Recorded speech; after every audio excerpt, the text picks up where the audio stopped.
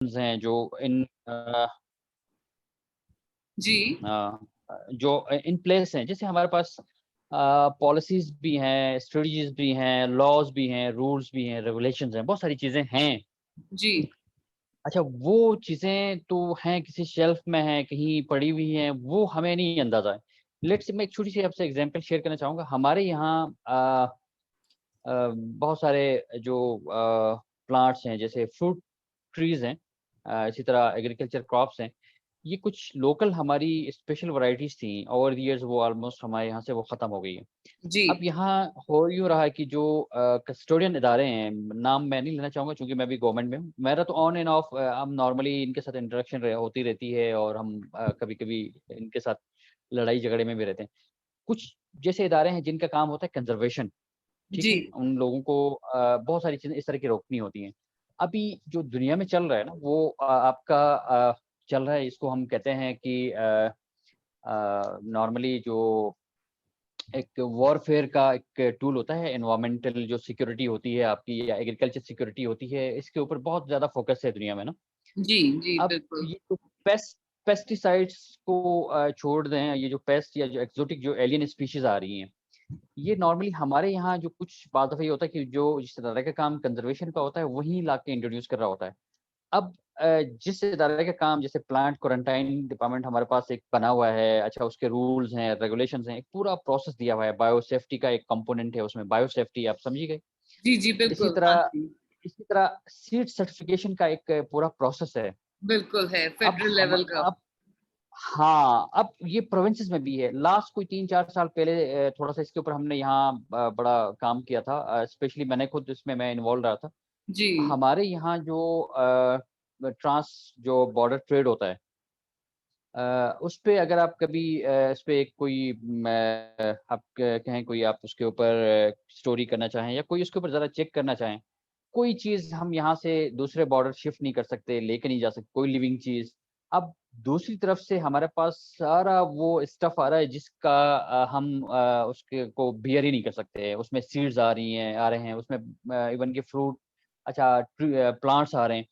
अब इनकी वजह से एक तो ये हुआ कि हमारे यहाँ जो एग्रीकल्चर सेक्टर के अंदर एक पेस्ट का अटैक और डिज़ीज़ बहुत कॉमन है यहाँ। और लोकल जो हमारी बहुत हाई इकोनॉमिक वैल्यू जो क्रॉप्स थी इनकी वजह से ऑलमोस्ट खत्म हो गई हैं। एक छोटी-सी मैं एग्ज़ाम्पल आपसे शेयर करना चाहूँगा। रिसेंटली इंडिया में जो बिहार इनका जो प्रोविंस है ना, जी, इसमें जी। ओवर द इयर्स एक 7, 8, 10 साल की रिसर्च के बाद एक हाई उसको दुनिया की सबसे कॉस्टली जो वेजिटेबल होती है, वो इन्होंने कास्ट की वहाँ पे। इंडियन एग्रीकल्चर डिपार्टमेंट जो उनका रिसर्च देखिए ना दुनिया में रिसर्च हो रही है, हम कहीं और हैं। तो वो उसको कहते हैं होप शूट्स ना HOPE होप शूट्स। वो होप शूट्स जो हैं वो ब -10 से 15, 20, 25 टेम्परेचर के ऊपर भी वो ग्रो करती हैं। और ये इंडियन रुपीज़ में 2 ढाई लाख रुपए की केजी है। अच्छा इसकी बहुत हाई मेडिसिनल वैल्यू भी है। तो और वो बड़ा उसमें ब्रेकिंग न्यूज़ आई इंडियन जो सिविल सर्विस के थे इधर-उधर उसमें कि जी इंडिया ने बहुत अच्छा काम किया 7-10 साल की बाद सर्विस के बाद ये चीज़ें हुई हैं। रिसेंटली कोई अरसे काफ़ी अरसे से मैं इसके ऊपर थोड़ी-सी सर्च कर रहा था, जीबी में भी इस तरह की बहुत सारी एग्ज़ाम्पल्स हैं। तो यहाँ हमारा एक डिस्ट्रिक्ट है उसमें एक बंदे ने जब मुझे हम ऑन एंड ऑफ जो फील्ड्स में जाते रहे तो मैंने अपने एक एग्रीकल्चर कॉलीग से मैंने शेयर किया मैंने कहा यार ये जो चीज़ें हैं बजाय हमें आलू के ऊपर पोटैटो के ऊपर हमें लगा के हमें भी आलू बनाए अपने वो सारी ज़मीन भी हमारी खराब हो गई। आप जो हमारी इस तरह की इकोनॉमिक वैल्यू वाली जो क्रॉप्स हैं जिसके अंदर एक तो सॉइल फर्टिलिटी का भी कॉन्सेप्ट है, कार्बन सिंक का भी है, अच्छा नाइट्रोजन फिक्सेशन का भी है, इस तरह की क्यों नहीं आप कर रहे हैं? जी। तो वो ये जब मैंने उसको कुछ तस्वीरें दिखाई, मैंने कहा यार इस तरह की एक शूट है जो इंडिया में अभी 8-10 कहते कि मेरी नज़र से कहीं गुज़रा है। तो मैंने उनसे इधर-उधर करके मैंने इन्फॉर्मेशन पूछी तो वो उनको कहीं उनके दिमाग में था किसी ज़माने में कहीं गुज़रे हैं। तो वो हमारे एक लोकल बंदे ने इंडिया में तो 10 साल की रिसर्च के बाद उन्होंने इंट्रोड्यूस करवाया। हमारे यहाँ एक एरिया में एक बंदा उसको काश्त कर रहा है। और देखें। वो अ, हाँ, अच्छा उस वेजिटेबल का जो सबसे बड़ा जो उसका मेडिसिनल वैल्यू है ल्यूकीमिया में और ट्यूबरकुलोसिस का नेचुरल इलाज है वो। अच्छा उसके अलावा वो तकरीबन आप कह लीजिए यूके वगैरह में तकरीबन पाकिस्तानी 5-6 लाख रुपए की केजी के हिसाब से वो सेल होती है। अच्छा। अब हाँ, तो अब वो हमारे यहाँ काश हो रही है। इसी तरह हमारे यहाँ फाबा बीन्स हैं। जिसको फावा भी कहते हैं, फावा भी कहते हैं ना, फावा बीन्स। जी, अच्छा, जी। ये फावा बीन्स जो हैं ये पार्किंसनिज़्म के लिए या अल्ज़ाइमर डिज़ीज़ के लिए नेचुरल इलाज है, क्योंकि उसके अंदर डोपामाइन कंटेंट बहुत ज़्यादा होता है। अच्छा, हुँ, इसके अंदर प्लांट बेस्ड प्रोटीन है, ये गैस्ट्रिक कैंसर, अल्सर के लिए इससे अच्छा इलाज दुनिया में नहीं है, और इसके अंदर रिच इन फोलेट्स और आयरन और मल्टीविटामिन, ये हमारे यहाँ कॉमन डाइट का हिस्सा थी एक ज़माने में। जी। अच्छा, पिछले 3-4 साल से उसके सीड्स ही नहीं मिल रहे थे, तो मैंने अपनी कोशिश की, मैं लगा के मैंने अपनी जो ज़मीन थी वहाँ पे मैंने इस दफ़ा काश्त किया है। अच्छा, ये पुराने यहाँ हमारे यहाँ एक तो ये इसके अंदर मल्टीविटामिन्स बहुत ज़्यादा हैं, फाइबर बहुत ज़्यादा है। अब ये वो चीज़ें हैं जो मार्केट में अवेलेबल नहीं है, अवेलेबल हैं तो बहुत महँगी हैं। अब हमारे फार्मर्स को ये हमने उनको बताना है कि ये वो चीज़ें हैं जो आप यहाँ पे काश्त कर रहे थे, इसका ह्यूमन हेल्थ के भी ऊपर इम्पैक्ट है, बहुत अच्छा इम्पैक्ट है, पॉज़िटिव है, सॉइल के ऊपर भी है, सॉइल फ्लोरा फौना को वो रेगुलेट करता है। बिल्कुल, अच्छा, आपका नाइट्रोजन फिक्सेशन में भी है उसका। दूसरा, उसकी मेडिसिनल वैल्यू भी है, और तीसरा जो सबसे बड़ा उसका काम है, आपके लिए फ़ोरेज या फ़ोडर का काम आता है, आपके लाइवस्टॉक के लिए, ठीक है। अच्छा, अब ये यहाँ लोगों का हुआ यूँ है कि अब ये जो एक पूरा फूड चेन है वो डिस्टर्ब हुआ हुआ है। जब आप ये पोटैटो काश्त करते हैं तो ये है वाटर इंटेंसिव, उसमें पानी बहुत चाहिए, लेबर बहुत चाहिए, और हमारे यहाँ सारी खवातीन काम करती हैं। अच्छा, ये जब सेल होता है मार्केट में 2 ढाई हज़ार रुपए की एक पूरी बोरी इसमें सेल होती है, इतनी लेबर के बाद, जबकि ये फावा बीन्स 400 से 500 रुपए के केजी हैं। अच्छा, इसी तरह मटर था, हमारे पास बकव्हीट था, तो ये वो चीज़ें हैं जो इसके अलावा कुछ हमारे यहाँ शर्ब्स हैं, कुछ इस तरह की जो मेडिसिनल वैराइटीज़ हैं, बहुत कॉमन है जीबी में, ऑल अक्रॉस जीबी में। अब बिल्कुल। लोगों से इंडिजिनस नॉलेज जो कम्युनिटी में जाएँगे ना, तो they are the real scientist. आप कम्युनिटी के अंदर कभी जाएँगे ना, जो ओल्ड एज लोग हैं, उनसे आप पूछिएगा, तो मेरी तो पिछले 4-5 साल से हमारे पास ये यूनिवर्सिटी के स्टूडेंट्स आते हैं, एग्रीकल्चर के, हमारी जान निकलती है, यार आप हम फैसिलिटेट करेंगे, आप इसके ऊपर काम करें, रिसर्च करें, कोई करने को तैयार ही नहीं होता है। ना हमारे इंस्टीट्यूट्स के अंदर ये एक मुझसे पॉइंट मिस हुआ है, हमारे जो इदारे हैं, यूनिवर्सिटीज़ हैं, वहाँ पे हमने मेजर फोकस उन पे करना है, ताकि वहाँ से जो लोग रिसर्च करें, उस रिसर्च को ये जो पॉलिसी जो इदारे हैं, इम्प्लीमेंटर हैं, उसको फिर उनकी रिसर्च की बेस पे उसको इम्प्लीमेंट करें फील्ड में। अब हम लोग हैं प्रैक्टिशनर्स, अब रिसर्च यहाँ पे होती नहीं है, रिसर्चर को हम करीब नहीं आने देते हैं। तो ये एक नेक्सस हमने बिल्ड करना है, रिसर्चर जो रिसर्च इंस्टीट्यूट्स हैं, उनका, कम्युनिटी के अंदर जो हमारे इंडिजिनस साइंटिस्ट हैं उनका, और जो इदारे हैं उनका। अब इसी तरह एक और शब्द हमारे यहाँ बहुत कॉमन है, ऑन एंड ऑफ जब हम अलोंग के ट्रैवल करते हैं तो बहुत ज़्यादा है। जब भी मैं किसी से पूछता हूँ तो कहते हैं ये हमारे चाइना वाले भाई जो जब भी आते हैं यहाँ से कलेक्ट करते हैं, वो लेके जाते हैं, हम यूज़ नहीं करते उसको। आप यकीन करें टर्की इस वक़्त 6000 मेट्रिक टन एक्सपोर्ट करता है। ये डॉक्टर अपने मुज़फ़्फ़रुद्दीन साहब को शायद अंदाज़ा हो, ये इनके इस तरफ भी बहुत ज़्यादा है।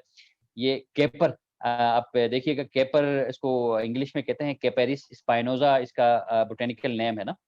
हुँ, हुँ। ये हमारे पास नेचुरल है, और ये नेचुरल क्लाइमेट चेंज के लिए इससे, और ये बिल्कुल डेड सॉइल के अंदर ग्रो करता है, इसको कोई पानी नहीं चाहिए, बिल्कुल रॉकी एरिया के अंदर ये ग्रो करता है। अब ये जो रोड्स की वजह से इंफ्रास्ट्रक्चर डेवलप कर रहे हैं, तो इसको हम सत्यानाश इसका कर रहे हैं। अच्छा, इसका जो ऑयल है वो तकरीबन ऑलमोस्ट गिलगित में 10,000 का लीटर मिलता है। ये पुराने ज़माने में हमारे यहाँ ऑयल के तौर पे ये यूज़ होता था, ये आर्थराइटिस के लिए बहुत ज़्यादा यूज़ होता है, बहुत इसका इफ़ेक्ट बहुत इफ़ेक्टिव है। इसी तरह ट्रेडिशनली गिज़र हमारे जो डिस्ट्रिक्ट है वहाँ पे इसका बहुत कॉमन यूज़ है, जो दुनिया में इसकी जो इसके ऊपर इतनी रिसर्च हुई है, हज़ारों रिसर्च पेपर्स हैं इसके ऊपर। अगर नहीं है तो किसी हमारे पाकिस्तान वाले किसी भाई का रिसर्च पेपर इसमें नहीं है, किसी इंस्टीट्यूट का, हाँ, हाँ। किसी रिसर्चर का, किसी एग्रीकल्चरिस्ट का। अच्छा, इसके तमाम पार्ट्स एडिबल हैं, और इसमें इवन की एंटी वायरल के पे बहुत ज़्यादा प्रॉपर्टीज़ हैं इसकी, जो वायरस की जो प्रोलिफरेशन होती है। अच्छा, फेनोलिक कंपाउंड इसके अंदर इतने ज़्यादा हैं, इससे अच्छा कोई एंटीऑक्सीडेंट दुनिया में नहीं है। हुँ, तो ये वो चीज़ें हैं जिनको हमें, ये जो अपने फार्मर्स को उस तरफ भी लेके जाना है। ठीक है? बिल्कुल, ये बिल्कुल। ट्रेडिशनल इस तरह की ये बहुत सारी मेडिसिनल मेडिसिनल हर्ब्स की प्लांट्स तरफ हैं। भी वापस लेके जाना है हमने। ये पता है क्या, मैं अभी, आप कभी इस तरफ आइएगा तो हमारे जो एग्रीकल्चर फील्ड्स हैं ना, उन्हीं के साथ ये सारी चीज़ें हैं।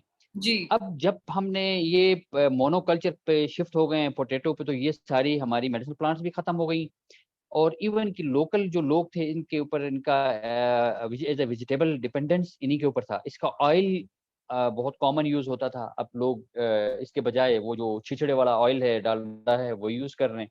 हुँ, अब 70-80% हमारे यहाँ या तो गैस्ट्रिक के मरीज़ हैं या कैंसर का रेशियो सबसे ज़्यादा है इस एरिया में। उसी वजह तो से। हमें थोड़ा-सा ये जो फार्मर्स, हाँ, फार्मर्स को थोड़ा-सा ये जो कम्युनिटीज़ के अंदर जाके काम करने की ज़रूरत है।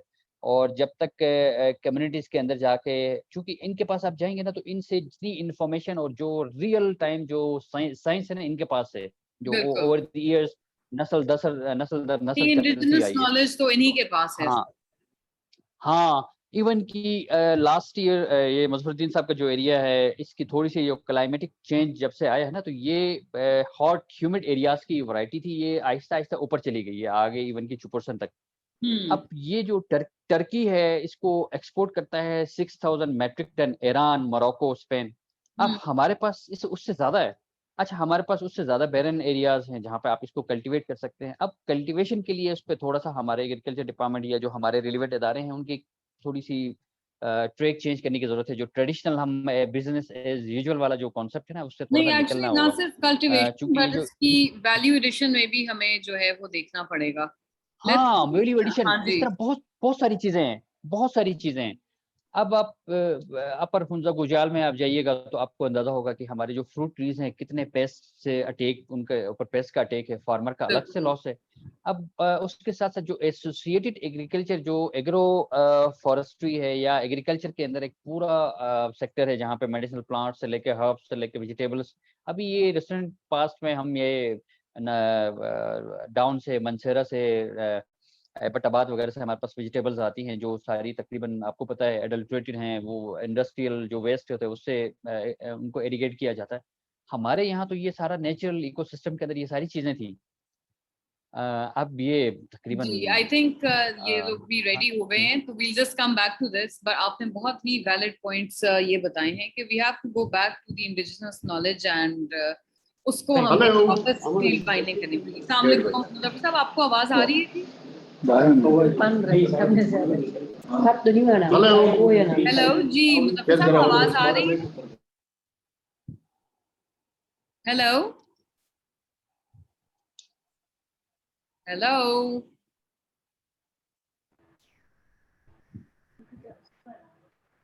जी, मुज़फ़्फ़र साहब आवाज़ आ रही है? बिल्कुल बिल्कुल आवाज आ रही है हमारी तरफ से। चलें, ग्रेट। अब हमें आपकी भी आ रही है। अब हम रिक्वेस्ट करेंगे अगर आप हमसे शेयर करें कि आपने जो ये 3 सवालात थे इनके बारे में जो डिस्कशन की और जो की रिकमेंडेशंस, आप हमें कुछ बताइए प्लीज। ठीक है, हम आपको अभी तो हमने इसका एक छोटा सा प्रेजेंटेशन बनाए हैं, अच्छा ये जी, हम आपको पहले सुनाएंगे फिर आपको शेयर करेंगे। इज इट ठीक है ओके? जी, बिल्कुल एब्सोल्युटली। आपके साथ स्क्रीन शेयरिंग कर दें ताकि आप शेयर कर सकें। Okay, sorry. अच्छा, बिस्मिल्लाह रहमान रहीम, बहुत बहुत शुक्रिया, थैंक यू वेरी मच। हमारी जो यहाँ टीम मौजूद हैं, उन्होंने बहुत, मैं क्योंकि ये एफडीजी का पूरी जिंदगी ही करता रहा, तो इसमें मुझे एक तो बहुत खूबसूरत सिचुएशन यहाँ है। Almost everyone had an amazing idea, और उसको हमने यहाँ पर जमा किए हैं हर सवाल का।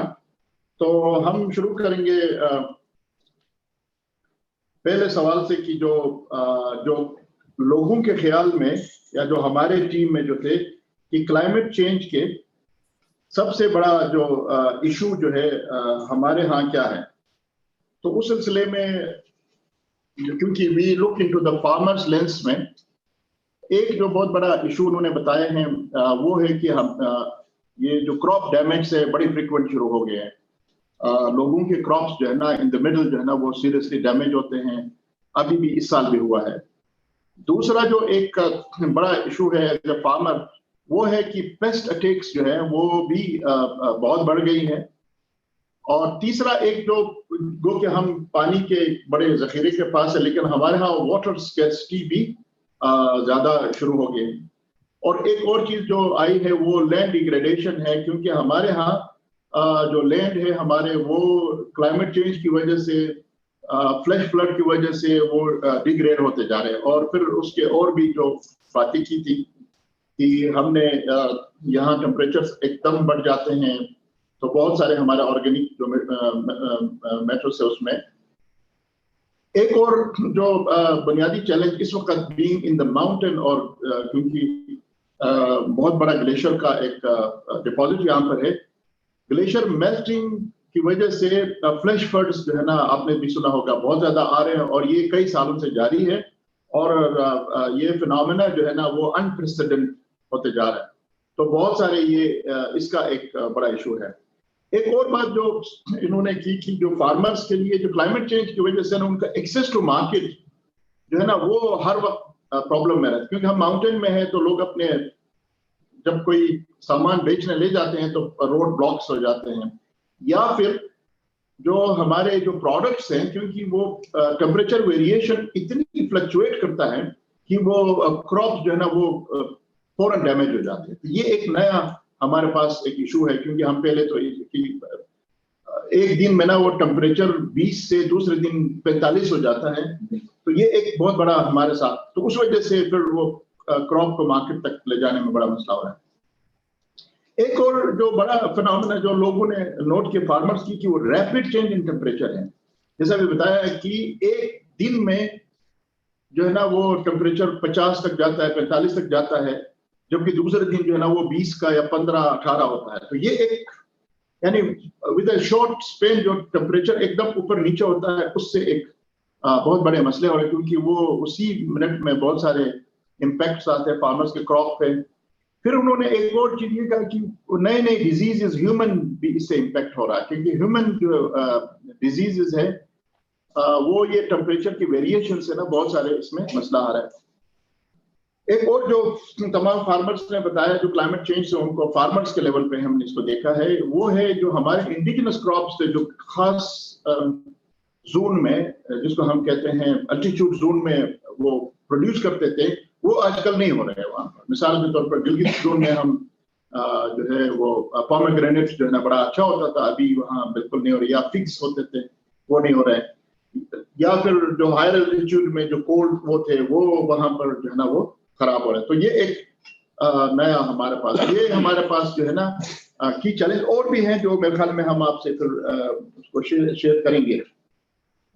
अब इसकी सोल्यूशन के लिए क्या पॉलिसी रिकमेंडेशंस है, तो ये बड़ी इंटरेस्टिंग है। एक जो पॉलिसी रिकमेंडेशन बताएगी कि ये जो प्लांटेशन है, जो फॉरेस्टेशन है, इसको जैसा हमारे यहाँ किताबों में या स्कूल में इस्लामियात मतलब पाकिस्तान लाजमी है, इसी तरह इट शुड बिकेम ए यानी compulsory action of all societal, उसमें ये आनी चाहिए, क्योंकि जब तक हम इसको इसमें नहीं लाएंगे तो ये हाईएस्ट पॉलिसी का हिस्सा होना चाहिए कि ये हर इदारे में ये जो प्लांटेशन है ये उसके जॉब का, पढ़ाई का, काम का हिस्सा होना चाहिए। दूसरा एक जो बहुत इंटरेस्टिंग पॉइंट आ रहा था वो ये कि हमारे यहाँ ये अल्टरनेट फ्यूल जो है ना ये बहुत लाजमी है, क्योंकि हमारे यहाँ सबसे ज्यादा जो इस्तेमाल होता है वो प्लांट्स होते हैं फ्यूल के लिए, तो अल्टरनेट फ्यूल पे हमें कोई सोचनी चाहिए जो रिन्यूएबल हो।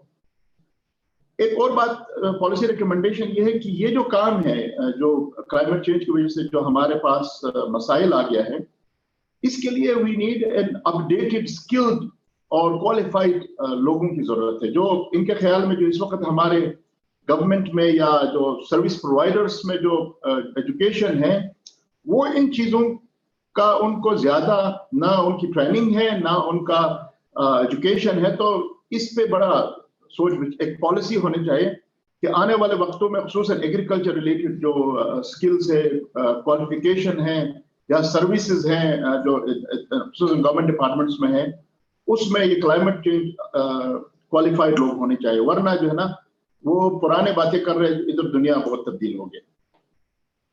दूसरा एक जो कि खुसूसन ये माउंटेन एरिया में सबसे इस वक्त फिनोमेना है कि ये जो फ्लड प्रोन एरियाज है या जिसको रेड जोन है, जहां पर फ्लैश फ्लड्स के चांसेस है, उसको डिमार्क करनी चाहिए और उसके लिए क्लियर पॉलिसी होनी चाहिए कि वहां पर कोई डेवलपमेंट नहीं हो या उसको फिर मैनेज करने के लिए, क्योंकि इससे बड़े इस वक्त डैमेज हो रही हैं जो अभी भी इस साल भी आप लोगों ने देखा होगा। अच्छा, दूसरा एक जो पॉलिसी होनी चाहिए और इसमें इन्वेस्टमेंट पॉलिसी होनी चाहिए कि ये जो हमारे पेस्टिसाइड्स और फर्टिलाइजर है, किस तरह हम ऑर्गेनिक को इस्तेमाल करें। ये भी एक ये एक्शन पॉइंट भी है, लेकिन पॉलिसी का हिस्सा भी है, लेकिन हम इसको एक्शन में भी लाया गया है। अच्छा, दूसरा एक बहुत अहम बात उन्होंने जो हमारी फार्मर्स ने किया कि ये जो एक पैकेजिंग का रुझान आ रहा है हमारे यहाँ मार्केटिंग में, ये बड़ा कंट्रीब्यूटर है इनटू ये वेस्ट में ना, जिसमें प्लास्टिक है और जो भी हमारे पास चीजें आती हैं वो एक कंट्रीब्यूट कर रहा है इनटू जो मार्केट रिलेटेड चीजें या हम खरीदते हैं या हम बेचते हैं। तो इस पे कोई पॉलिसी होनी चाहिए कि वो किस तरह बायोग्रेडेबल मटेरियल्स, खुसूसन जहां फूड है, एग्रीकल्चर है, उसमें इसको किस तरह हम रिड्यूस करें, कम करें। एक और जो वो बुनियादी तौर पर गिलगित बल्तिस्तान या हमारे माउंटेन एरिया से हैं, वो एक बहुत बड़ा वो आया था कि इस वक्त जो हमारे यहाँ जो क्लाइमेट चेंज पे जो बड़ा असर डाल रहे हैं वो टूरिस्ट हैं, क्योंकि टूरिस्ट जो है ना वो जो नॉन डिग्रेडेबल जो वेस्ट है ना, वो बड़ा कंट्रीब्यूटर इसमें है। तो ये इको टूरिज्म पे जरा सोचनी चाहिए और ये पॉलिसी डिसीजन बहुत लाजमी, क्योंकि इससे इनकी वजह से हमारे क्रॉप्स भी और हमारे वाटर चैनल्स भी, हमारे वाटर कोर्सेज, ये सारे इस पे इसके असरात हो रहे हैं।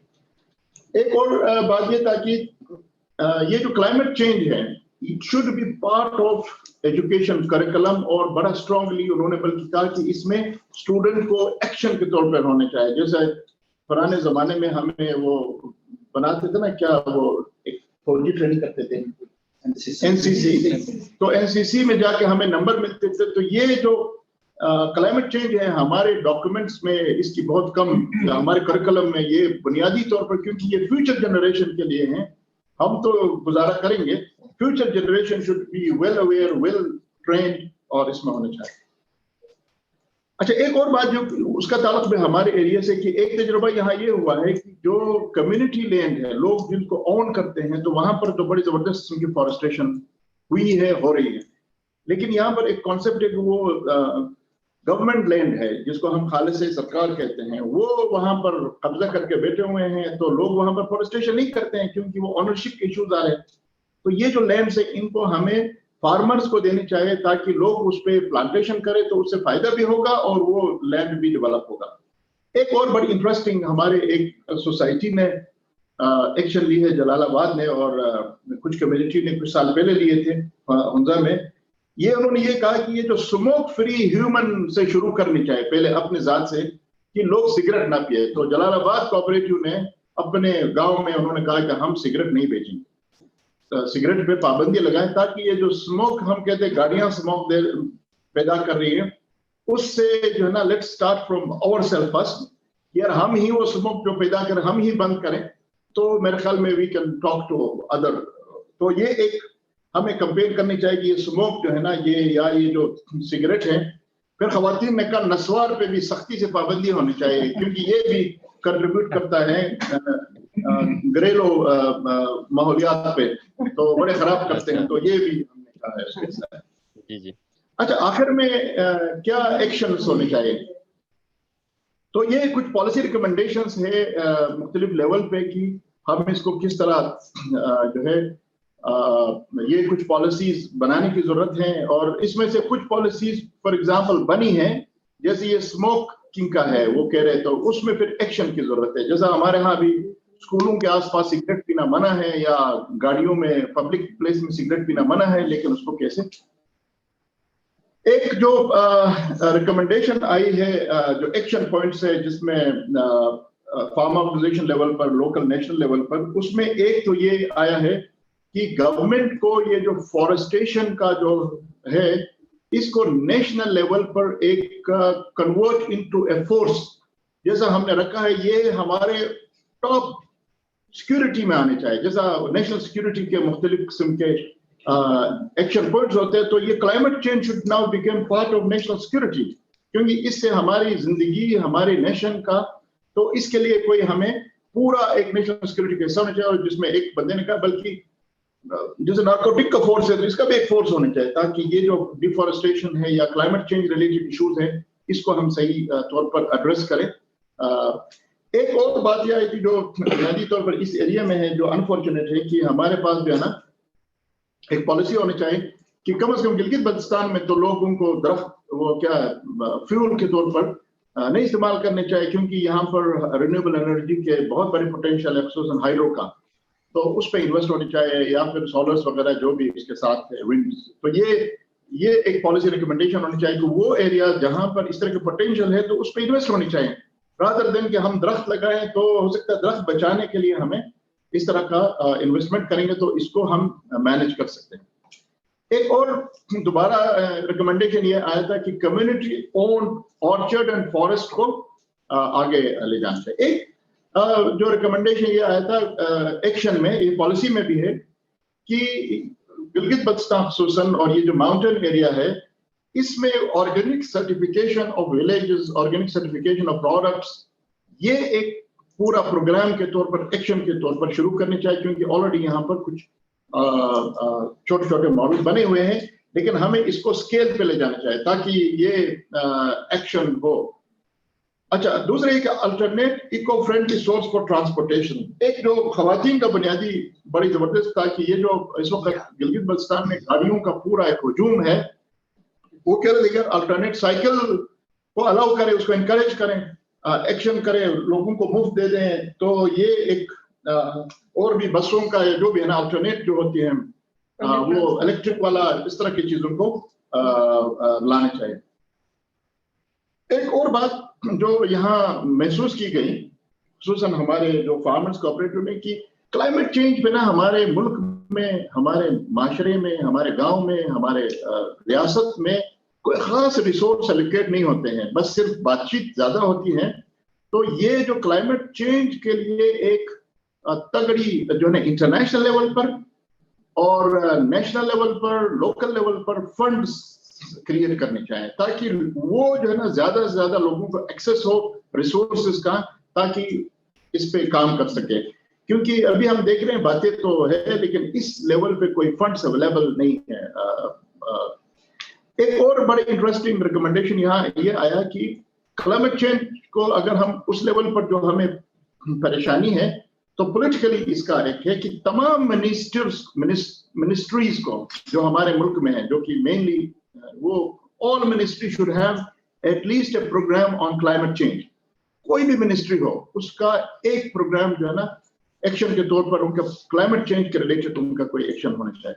फिर आखिर में ये था कि जो वाटर है उसकी यूज को हमें बहुत ही सीरियसली रेगुलेट करने की जरूरत है, कि हमारा एक ईमान भी है कि पानी को हमें जाया करना या उसके साथ खेलना या उसमें बहुत सारे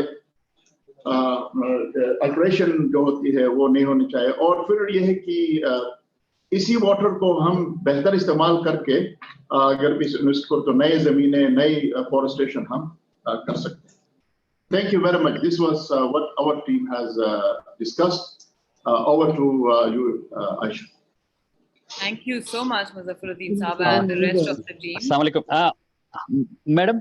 एक चीज मैं, मुजफ्फरुद्दीन साहब ने 2-3 चीजें कही, मैं उस पर रिस्पॉन्ड करना चाहूंगा ना। जरूर, बिल्कुल, मैं आपकी तरफ आने लगी कि आपकी भी कुछ क्वेश्चंस ऐसे ही। हाँ जी जी जी जी, इस पे वो जो बता रहे थे कि क्लाइमेट चेंज पे एक्सपर्ट्स नहीं है और बिजनेस एज यूजुअल, इसमें मैडम पिछले तकरीबन 6 से 8 साल हो गए इंटेंसिवली हम काम कर रहे हैं क्लाइमेट चेंज और एनवायरमेंटल सिक्योरिटी के ऊपर।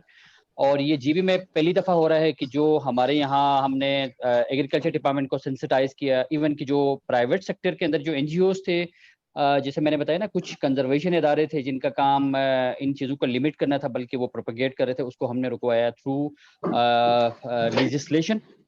और हमने जो नॉर्मली जो मैंने आपको बताया ना कि हमारी पॉलिसीज वगैरह बनती हैं और खासकर जो एनवायरमेंट, एग्रीकल्चर सेक्टर, ये प्रायोरिटीज नहीं होती है, तो हमने ये जो हमारा जीबी असेंबली हमारी है, जो हमारे लेजिस्लेचर्स के जो लोग थे जो लेजिस्लेशन करते हैं, इंटेंसिवली हमने इनके ऊपर काम किया। इनको हम फील्ड्स में लेके चले गए, पूरी असेंबली के जो मेंबरान हजरात हैं, जहाँ पे फ्लड्स आते थे, जहाँ पे एग्रीकल्चर डिस्टर्ब होती थी, जहाँ पे फॉरेस्ट डिस्टर्ब होता था। उसके बाद जब हम अपनी पॉलिसीज और प्लान्स को, रूल्स, रेगुलेशन, लॉज को जब असेंबली में लेके गए हैं, तो वो फौरन से पहले अप्रूव हो गए हैं।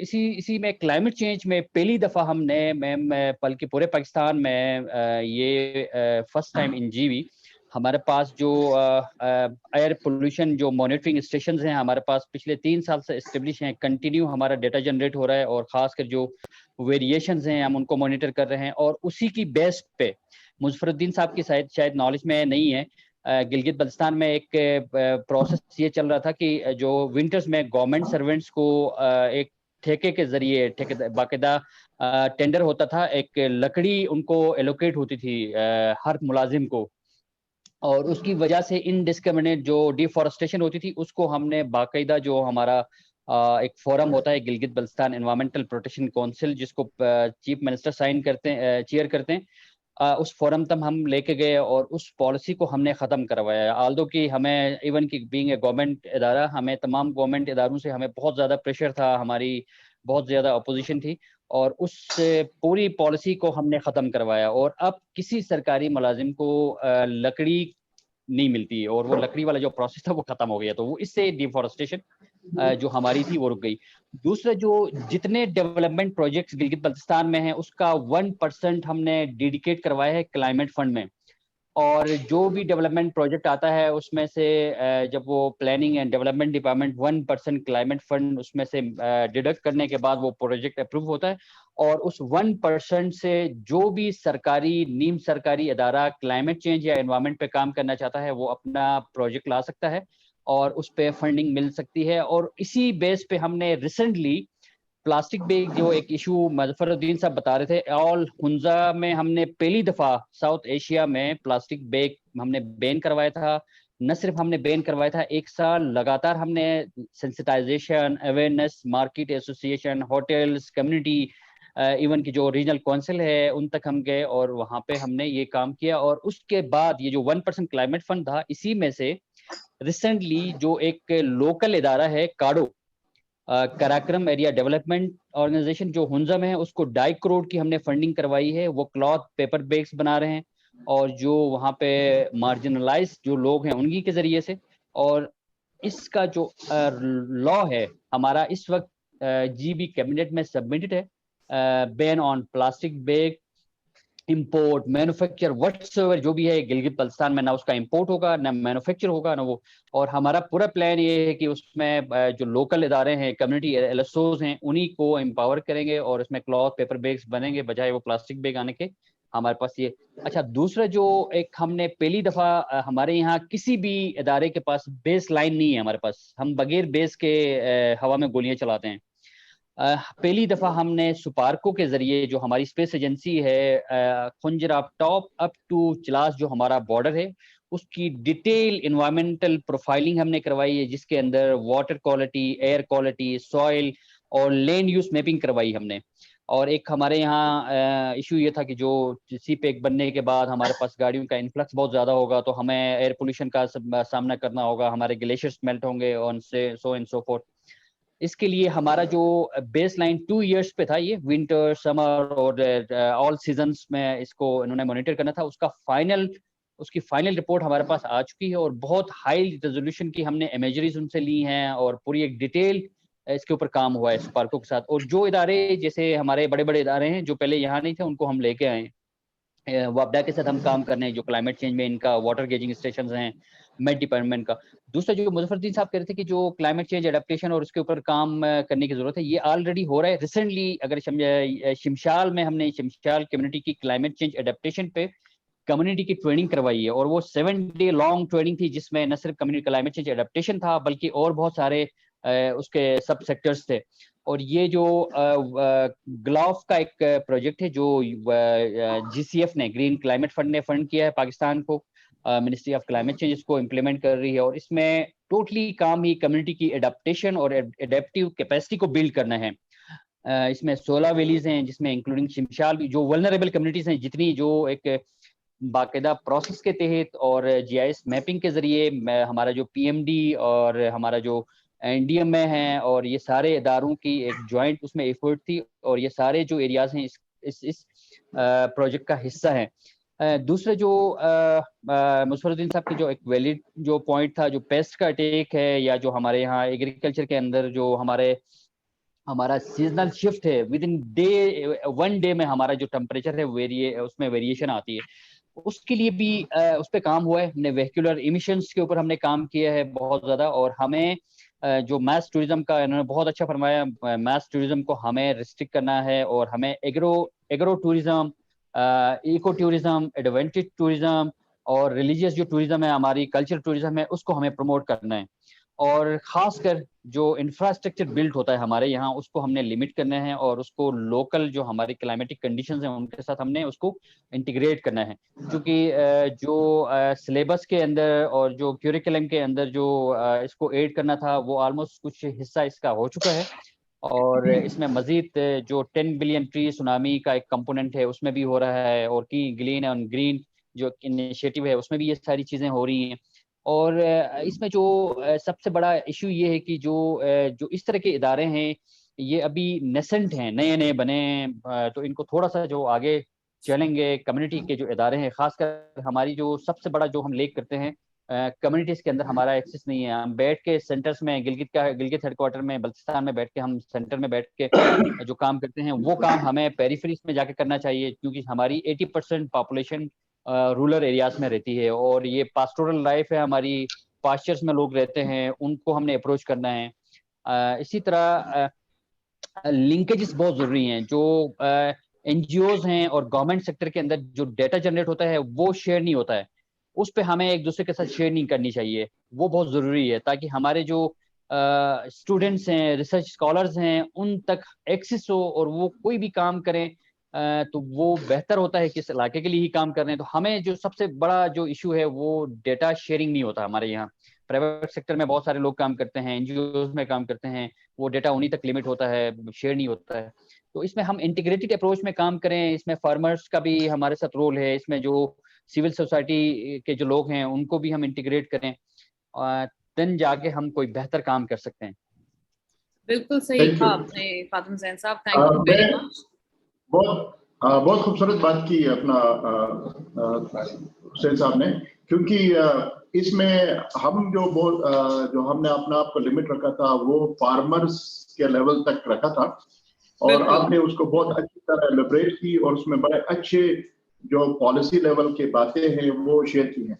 मैं सिर्फ ये कहूँगा कि ये जो हम क्वालिफाइड स्किल्स जो फार्मर्स का व्यू था, वो था एग्रीकल्चर डिपार्टमेंट में जो हमारे, क्योंकि आपने जैसा अभी कहा कि आने वाले वक्तों में हमें जो क्वालिफाइड लोग, चाहे या एग्रीकल्चर डिपार्टमेंट में हो, सिविल सोसाइटी में हो, प्राइवेट सेक्टर में हो, जो एग्रीकल्चर पे सर्विसेज दे रहे हैं, उनका मेरे ख्याल में हम बाकी जो हमारे मुझे पता है कि जो गिलगित बल्तिस्तान का मैंने एक फोरम में भी कहा था कि हमारा जो क्लाइमेट चेंज का जो टीम है वो मेरे ख्याल में पाकिस्तान का सबसे मोस्ट एक्टिव टीम है। पाकिस्तान में भी है लेकिन दे आर जस्ट स्लीपिंग। तो ये एक हमारा खुशकिस्मती है कि आप सब जो है ना इस मामले में, गिलगित में बहुत एक्टिव है, ना सिर्फ एक्टिव है बल्कि क्योंकि अपने वो जो रिसोर्सेज से आगे बढ़ के आप लोग काम करें। तो हमारा इसमें जो बुनियादी मकसद था वो यही था कि ये जो एग्रीकल्चर का नया चैलेंज आ रहा है, तो हम मेरे जैसे लोग जिन्होंने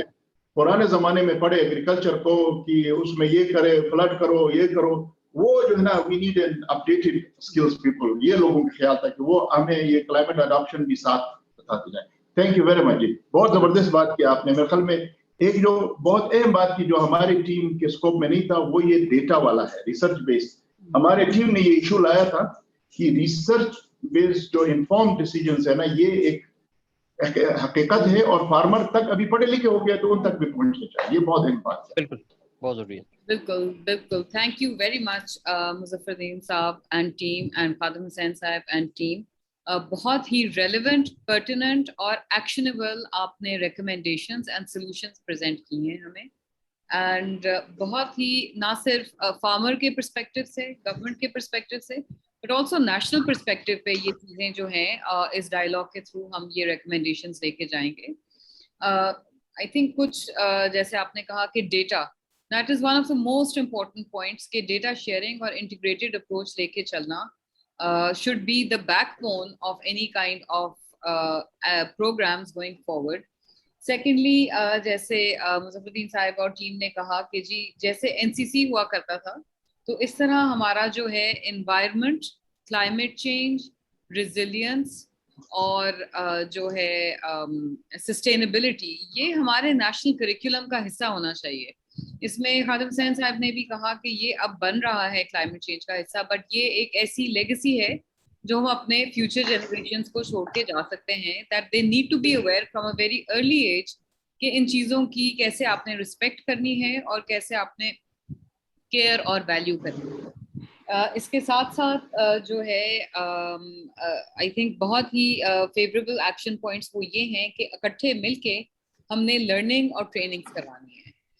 जो गवर्नमेंट या इस तरह के प्राइवेट इदारे हैं उनका ऑब्वियसली एक्सेस कम्युनिटी तक नहीं होता, बट यहाँ पे हमारे जैसे जो प्रोग्राम्स हैं और इदारे हैं, हम इंटीग्रेटेड अप्रोच लाने की कोशिश करते हैं ताकि हम इन रेलेवेंट स्टेक होल्डर्स को कम्युनिटीज के साथ लिंक कर सकें। तो हम कोशिश करते हैं कि हम ये ब्रिज बनने की कोशिश करें, और हमारे साथ ये जो सारे हमारे कोऑपरेटिव्स के मैनेजमेंट के और लीडरशिप के लोग बैठे हुए हैं, ये हमारी आईज एंड ईयर्स हैं ऑन द ग्राउंड, जो कि हमें लिंक करेंगे उन फार्मर्स के साथ जिन्होंने ये काम आगे लेके चलना है।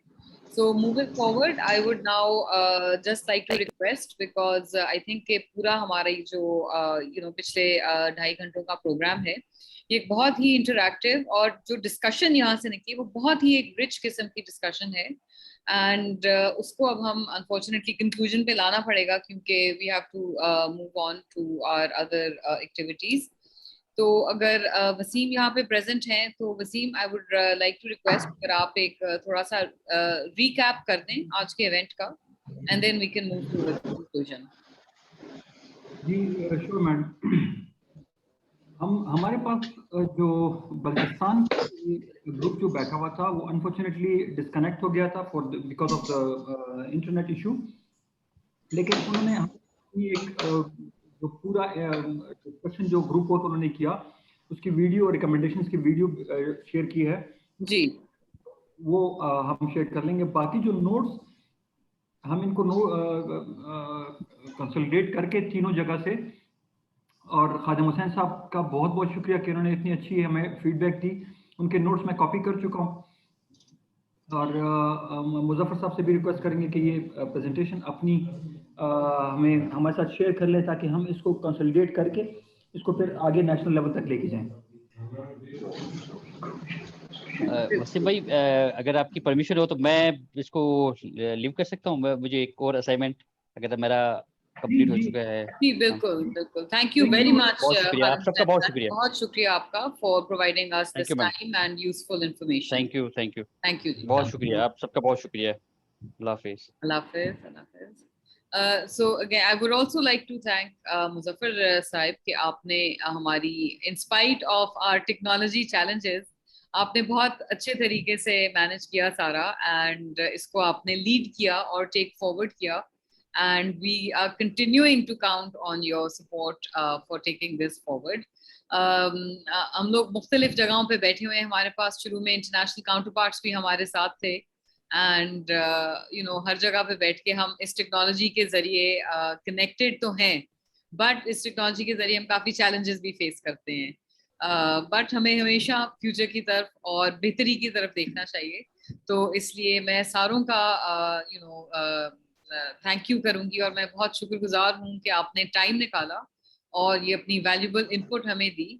खास तौर पे हमारे जो ये कम्युनिटी लीडर्स यहाँ पे बैठे हुए हैं, जो कोऑपरेटिव्स के लोग हमारे जो बैठे हुए हैं, ये सीनियर मैनेजमेंट के और लीडरशिप के हैं, और ये इस किस्म की जो हम प्रोग्राम्स करवाते हैं, इनका मकसद ये होता है कि ना सिर्फ हम आपके साथ डायरेक्टली इंटरेक्ट करें, बट इस किस्म की जो ख्यालात हैं, जो सोच विचार हैं, इनको हम आप तक पहुंचाएं, और फिर आपकी सुने कि कम्युनिटी में क्या हो रहा है, और फिर आप, जैसे मैंने पहले कहा कि जी आप हमारे आंखें और हाथ हैं जो कि ये मैसेज फिर आगे कम्युनिटी तक लेके जाएंगे, क्योंकि असल काम तो आप लोगों ने करना है, हमने सिर्फ आप लोगों को गाइड करना है। सो वंस अगेन बहुत बहुत शुक्रिया आपका मुज़फ़्फ़रुद्दीन साहब, thank you so much for leading this effort, and सारे रिसोर्सेज आपके पास अवेलेबल हैं, मैं हूँ, वसीम है, we are always only a phone call away. तो आई होप जल्द ट्रैवल की इजाज़त मिले, ताकि 2 दफ़ा मेरा प्लान कैंसिल हो चुका है, बट आई होप कि जल्द ट्रैवल की इजाज़त मिले ताकि मैं आके इन पर्सन आप सबसे मिल सकूँ जी। So thank you once again, बहुत शुक्रिया आपका एंड इंशाल्लाह will see you soon. Thank you, बहुत बहुत शुक्रिया। आई टेक दिस अपॉर्चुनिटी और जस्ट टू रिपोर्ट कि हमारे पास जो लोग हमारे कम्युनिटी लीडर्स आए थे, their ideas were all amazing. मुझे मेरे ख्याल में इस डिस्कशन के बाद इस बात का मुकम्मल यकीन है कि जो हमारे साथ ये जो हमारे लीडर्स हैं, they have an amazing not only ideas, बल्कि उनके पास पूरा प्रोग्राम्स है और ना सिर्फ प्रोग्राम है बल्कि ऑलरेडी एक्शन कर रहे हैं। तो आपका बहुत शुक्रिया। हम सब यहाँ जो बैठे हुए हैं आपका भी शुक्रिया अदा करते हैं और बाकी तमाम टीम का कि उन्होंने इसको इनेबल किया और हमें मौका मिला कि हम सब ने अपने अपने जो बहुत खूबसूरत ख्यालात इनके आए थे उनको हम आप तक पहुंचा सके। विशिंग यू कि आपसे हम सब मिलेंगे।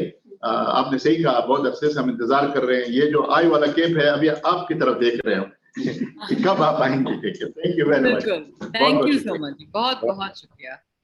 अस्सलाम वालेकुम। आप लोगों का बहुत शुक्रिया जी, आप लोग सब आए हैं। तो